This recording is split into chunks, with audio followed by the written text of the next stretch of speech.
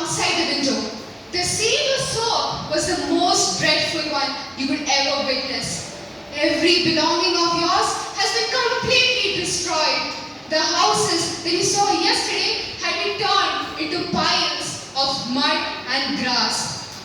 These are not the scenes of disaster which we see in our movies, but these are the harsh realities that is faced by millions of our brothers and sisters just recently. It has been 78 years since we all have acquired independence. But how far we could say that we have been truly conserving our nature in all the terms. We have forgotten the basic minute level, and this has turned out to be one of our negligence.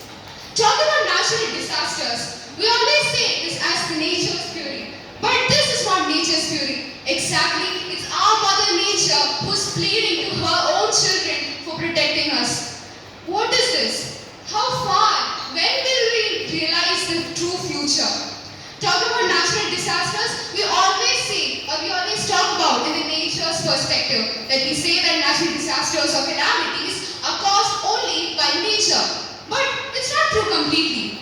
We knew that the human intervention is also there in this. Talking about the nature's intervention, we have different types. For example, we have the hydrological causes. This is something which we all have witnessed during the 2018 flood. And we have just risen like a phoenix from that ruins. We have discussed about the floods and hurricanes and much more like tsunamis. Talk about the meteorological causes. This is basically happening inside the Earth's crust.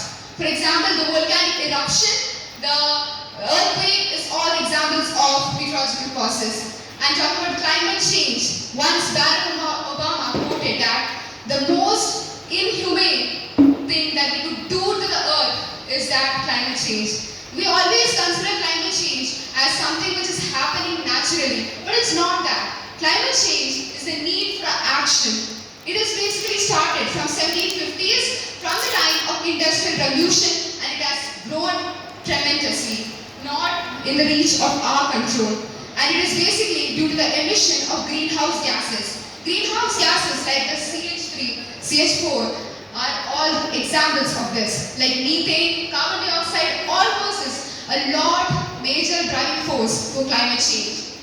The climate change is basically caused by the greenhouse gases and chlorofluorocarbons. The simple thing that we could do is by just doing very simple acts like switching off the fans and lights when not in use and reducing the usage of air conditioners because they emit the chlorofluorocarbons. And talking about the human interventions, there is a lot to talk about it. For example, the burning of fossil fuels and increasing population has led to the uses of the more use of the resources, and this has eventually turned out for the depletion of the resources in the environment.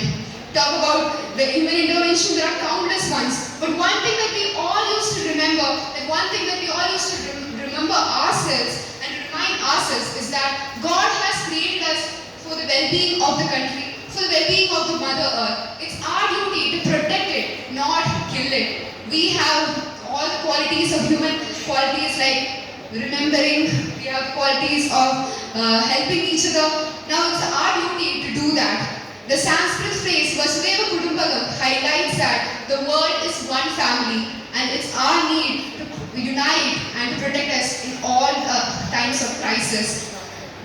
We always need to remember that prevent and protect is always better than repent and repair. Thank you so much. Next we have